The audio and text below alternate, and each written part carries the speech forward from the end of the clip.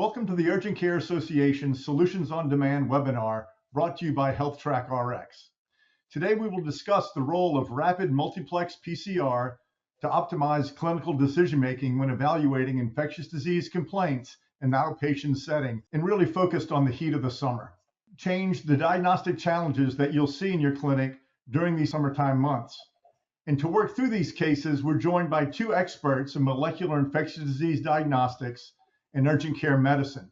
I'm your moderator, Ben Favre. Dr. Janie French, who is a microbiologist and medical science liaison for HealthTracks. Dr. Stephen Goldberg, who is an urgent care practitioner at University of Louisville, is also the chief medical officer for HealthTrack RX.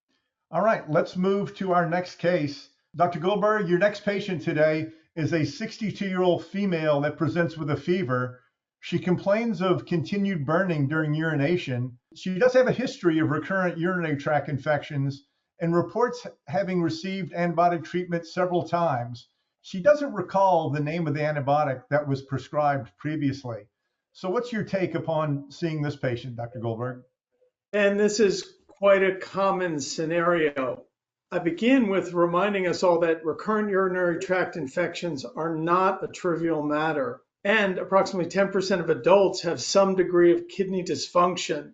These infections can be really uncomfortable, and if untreated, can extend to more generalized infections, such as sepsis, a blood infection. During the summer, people could be more likely to be underhydrated, and that can be a risk factor for urinary tract infections, but not necessarily the cause. And when the body's dehydrated, it doesn't have enough fluids to flush bacteria out of the urethra, and bacteria can irritate the bladder and urethra, which can contribute to a UTI. Yeah, so what I hear you saying, Stephen, is in a case like this, speed really matters. Janie, from a microbiology standpoint, she's talking about antibiotic resistance and recurrent UTIs. How does that impact your thinking?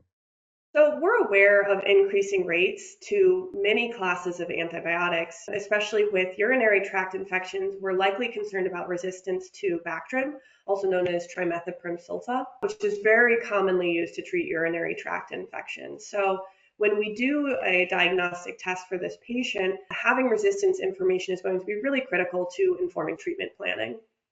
Very good. Dr. Goldberg, the patient on clinical exam has a fever of 38C and is unable to provide a significant urine sample. What are your thoughts based on this information? Well, Ben, to your previous comment, we really want to get it right. This is someone that's had recurrent urinary tract infections, and our microbiologist is advising us about resistance issues. We're really challenged. They're sick. I mean, they have a fever of 38 degrees, and they're unable to provide a sample. Now, I don't know if that's because their volume contracted or dehydrated or other, but I'm concerned about this patient and I want to make sure I get it right. Empiric therapy in this patient's already failed. The optimal approach would be to wait for a diagnostic result to help inform selection of a specific antibiotic. But in this patient, I'm not so sure we can. Urgency matters right here for sure. So Janie, what pathogens do we need to be most concerned about, and what are our options for a diagnostic tool? With UTIs in older adults, they're more prone to antibiotic-resistant infections due to just a longer history of antibiotic exposure throughout their lifetime. We're more likely to see complex drug-resistant infections or even polymicrobial infections compared to perhaps younger adults. When we think about diagnostic tests available, urinalysis is going to be a great starting point in the clinic. But there is limitations to these. The nitrites result from a urinalysis is highly specific for UTI, but it lacks sensitivity as not all UTI pathogens convert nitrates to nitrites. Beyond that, the leukocytes results are much more sensitive for UTIs, but they lack specificity as there are multiple conditions that can cause a positive leukocyte result. After the urinalysis, a clinician may opt to do a culture, and these will offer very specific results. But these can take 3 to 5 days to provide a final result and often require a significant sample volume and specific specimen collection because you will want to get a very nice quality clean catch to avoid contaminants as a result for the test.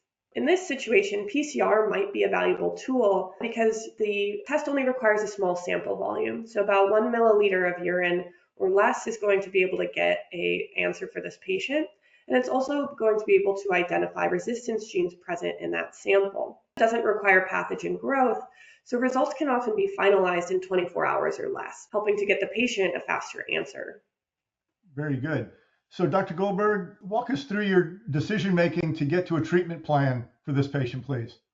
Again, I think they're sick. And hearing what Jeannie has shared, getting a insight that has pathogen-specific information and also anti-infective phenotypic resistance information is optimal because they're sick, they've had recurrent infections, and they're not recalling what they've used in the past.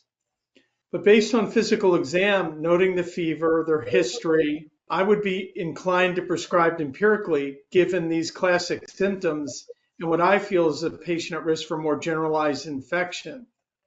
Now, to make an anti-infective choice, providers are going to need to be aware of the antibiotic resistance patterns in their community. And so we would likely empirically treat, get the diagnostic insight, and next morning confirm we're on the right track. So with that, we have our next audience survey question. What is your approach with patients unable to provide a significant urine sample for testing? A, treat empirically regardless of symptoms. B, treat empirically only if classic symptoms such as frequency, urgency, dysuria are present. C, treat empirically only if patient has other risk factors such as history of recurrent infections, active pregnancy or such. And D, I do not use empiric treatment. So send in your answers real quick, have a quick discussion on that. So treat empirically only if patient has other risk factors and treat empirically if classic symptoms occur seem to be the two biggest. Dr. Goldberg, walk us through your thoughts on those two options. These are not easy decisions, and it really needs to be contextualized to the patient, the setting, and other considerations, as Dr. French has shared. I can understand why we have divergence of opinion in terms of approach on this question.